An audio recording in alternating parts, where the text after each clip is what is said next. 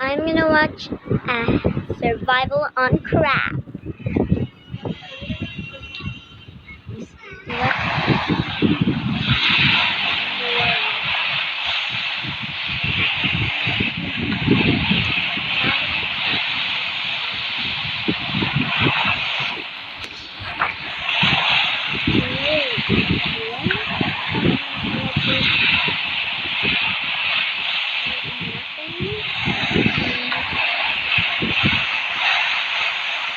What am I gonna do here? Sorry, guys. I'm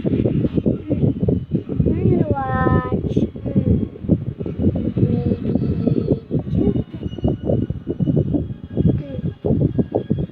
I'm gonna show you everything I know about him. So let's go to the library. Here we are. You can watch everything like this. Fortunately, I wasn't part of their plan. They decided I should live with my uncle, but when they brought me to... Have you ever felt so lonely that you wanted to give up on life? I hope not.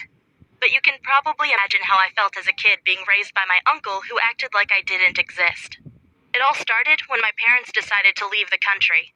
They wanted to start a new life, but unfortunately, I wasn't part of their plan. They decided... Wait, what? You're their kid, but they not decided you to go with them? What a horrible life. I should live with my uncle, but when they brought me to his home, he didn't want me. My parents and he started screaming at each other, and in the...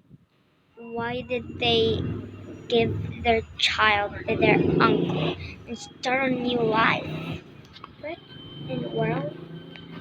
end, my dad had to give him a bunch of money in exchange for letting me live with... Whoa.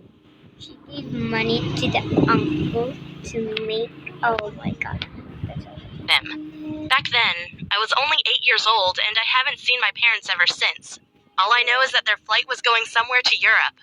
You can probably imagine... Wow, Europe? USA?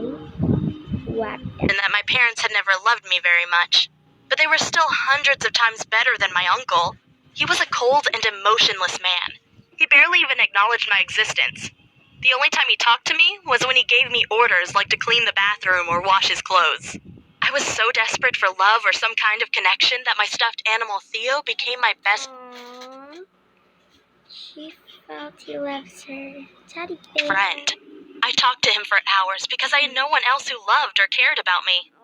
My uncle also never signed me up for school, so I ended up spending a whole year not leaving my uncle's apartment and only eating the Why did the kid only eat the rest like he does? This isn't a horrible life.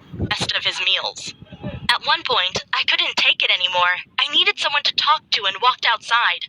I was only 9 and hadn't felt the sunlight on my skin in more than 12 months. I felt overwhelmed and scared by all the noises and sounds. At one point, a policeman approached me and asked if I needed help. I responded, "I'm okay," but he didn't believe me. Probably because I hadn't washed my hair or clothes in weeks. I must have looked like I'd been homeless for years. He asked me where my parents were, and that's when things got really messy. The authorities found out I was living with my uncle and that he hadn't taken appropriate care of me. That's why the policeman that had found me brought me into an orphanage. Before he left, he promised me that soon someone would come and adopt me, and then I would have real parents who would love and take care of me. But I waited for 2 months, and no one came to adopt me. Meanwhile, the other kids inside the orphanage called me the dirty or the weird girl. So again, I ended up feeling lonely, spending most of my time with my teddy bear, Theo. But then, after 3 months, the same policeman that had saved me from my uncle's home came back into the orphanage to look for me. He wanted to know if I had found a new family, and he wasn't alone. He had brought his wife with him. It felt so good to see him again, even though I was too shy to talk to him, but I could feel that he cared about me. When he said, "My wife and I have thought about this for a long time, and we wanted to ask you if you would like to become our daughter and be a part of our family," I wanted to scream, "Yes, yes!" But after years of neglect, I was too shy and couldn't bring out a word. In the end, he told me to think about it, and that he would come back the next week to ask me again. But while he and his wife were on their way out, I quickly drew a painting and ran after them. When I had stopped them, I showed them my drawing. It was me both their hands, and I had written Mom and Dad over them. It was the only way I could express myself. I still remember how they both took me into their arms. It felt so warm and so good to be touched by another human being. It felt like years of pain were being healed inside my body. Afterward, my new parents went back into the orphanage to sign the papers to adopt me, and by the next day, I was living with them in their home. They didn't have a bed for me, so I had to sleep Aw, they had to sleep there, but your evil uncle didn't let her sleep. right between them. But of course I didn't mind, because for the first time I could remember I didn't feel lonely or abandoned. My adoptive parents give me endless amounts of love, and there's nothing more important for a kid than to be loved. I just wanted to say thank you to my dad and my mom. You have literally saved me, and therefore you will always be my heroes.